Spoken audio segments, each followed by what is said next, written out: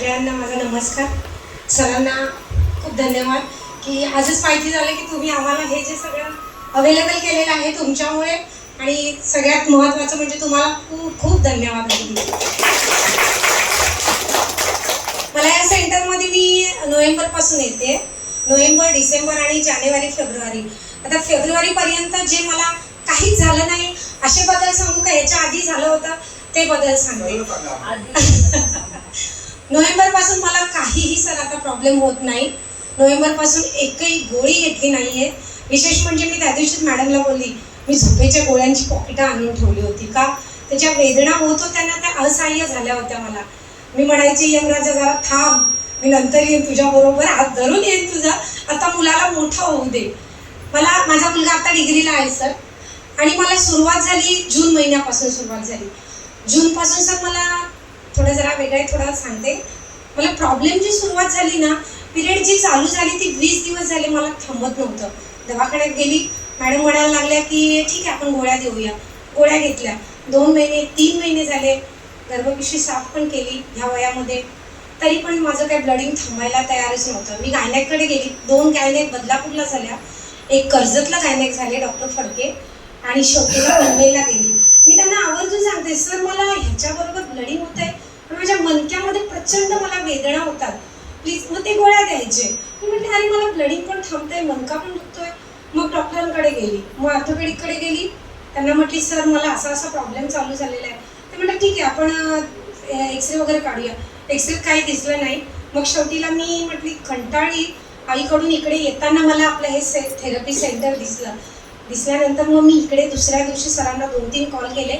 सरांशी बोलणं झाल्यानंतर मग मी आली इथे, आणि मग सरांना सगळी माहिती दिली. एक मॅडम होत्या त्या सोडून गेल्या आता, त्यांनाही सांगितलं. तर त्या म्हणाल्या एक काम करा, 15 दिवस थेरपी घ्या आणि मग पुढची ट्रीटमेंट करूया. मला 15 दिवसात नाही तर मला 4च दिवसात खूप फरक पडला. ब्लडिंग मला चालू झाली होती, मी प्रचंड वैतागलेली. ते माझे 4च, मी सरांना तेही फोन केलेलं, सर मला असं असं म्हटले जा तुम्ही बिनधास्त जा आणि घ्या म्हणाले, तुम्ही थेरपी घ्या काही होणार नाही तुम्हाला. तर मी ती थेरपी घेतली, आणि मग नंतर 4 दिवसानंतर बराचसाच फरक जाणवत. माझा डावा पाय पण सुजायचा. मग ते म्हटले आपण किडनीची टेस्ट करू. किडनीची टेस्ट केली, सगळे रिपोर्ट्स नॉर्मल आले. इव्हन मी आपला सिटी स्कॅन केला, मणक्याचा केला, मेंदूचा स्कॅन केला. इथून जो डोळा डावा उजवा डोळा माझा लाल व्हायचा. मी त्या दिवशी तुम्हाला सांगितल्याप्रमाणे, पण आज सर आहेत म्हणून सरांसमोर पण सांगते मी थोडंसं. मग ते म्हणायला लागले आपण गोळ्या देऊया. त्या गोळ्या घेतल्या की तेवढ्यापुरता बरं वाटायची, झोप लागायची भरपूर प्रमाणामध्ये. पण ती झोप घेणार तरी किती? आणि माझं स्वतःचे क्लासेस आहेत. मग ती झोप घेऊ, घरातलं बघू, मुलाचं बघू की क्लासेस बघूया. मग मी गोळ्या घ्यायची, झोप यायची. दुसऱ्या दिवशी मला अतिशय, मी असं पकडून चालायची माझ्या घरामध्ये भिंतीला. ह्या 40मध्ये जर मला 60 जाणवायला लागली तर अरे मग हे काय चाललंय माझ्या आयुष्यामध्ये, मला खूप बेकार फील व्हायचं. मी अशी नव्हती, मला आवडत पण नाही म्हटली. कॉलेजपासून ते ग्रॅज्युएशन झाल्यानंतर लग्नानंतर माझे स्वतःचं मिस्टर पोलीसमध्ये असल्यामुळे जे काही करायचं ते घरात करा. मग घरामध्ये मी माझी स्वतःची टेलरिंगचे क्लासेस चालू केले. बसणं मला माहिती नाही, थांबणं मला आवडत नाही. मग ठीक आहे, मग मी इथे थेरपीला आली. थेरपी चालू झाली. अरे मग हळूहळू मी जे पल्स पॅड घेत होती त्यामुळे पायाची सूज थांबली, बऱ्यापैकी थांबली. कमरेमध्ये म्हणजे विशेष दुसरा एक माझा प्रॉब्लेम सांगते, सगळ्यात मोठा प्रॉब्लेम.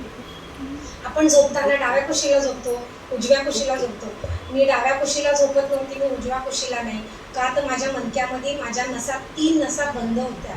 मी फक्त असं पालथं म्हणतात ना याला, मी अशी पालथी झोपायची. आणि जर मी डाव्या कुशीला किंवा उजव्या कुशीला झोपली 2 सेकंदात मला अतिशय पेन व्हायच्या.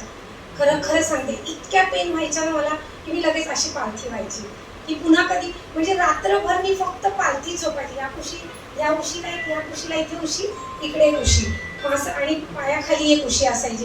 पण आत्ता सध्या मी डाव्या कुशीला पण झोपते आणि उजव्या कुशीला पण झोपते. अजून कुठला प्रॉब्लेम सांगू की जे मला पिरियडचा प्रॉब्लेम होता, सुरुवात झाली थांबायची नसत, महिन्याला रेग्युलरली मला पिरियड यायला लागली. जे माझं ऑपरेशन सांगितलं होतं, काय करायचं आता 40 लागली आहे ना, आता काय मुलं होणार आहेत का, गर्भपिशवी काढून टाका. मिस्टर पोलीसमध्ये असल्यामुळे थोडे स्ट्रिक्ट आहेत, नाही काढणार म्हणाले. जर का तिला काय कॅन्सर नाही आहे, जर का तिला कुठला प्रॉब्लेम नाही, मग मी का काढायचे तिची गर्भपिशवी. मग इथे आल्यानंतर आमच्या एक मॅडम होत्या, खूप बेस्ट मॅडम होत्या. त्यांनी मला आपली जी 3 बॉल थेरपी आहे ना, मला अशी आपण जी चुंबळ घेतो माहिती ना का, अंडेवरती अंडे अशी द्यायच्या, ती 3 बॉल्स ठेवायच्या, मला त्याच्यावर बसवायच्या. म्हणजे मला इतकं पेन व्हायचं आधी. पण दुसरी सगळ्यात मोठी एक जी गोष्ट आहे ना, ती माझ्याबरोबर जी खतरनाक झालेली आहे, शिंका घेतली ना, सॉरी म्हणजे तुम्ही म्हणाल मॅडम सगळंच अगदी असं सांगताय, सगळे जेंट्स पण आहेत लाज, पण मला इथे काही लाज वाटत नाही.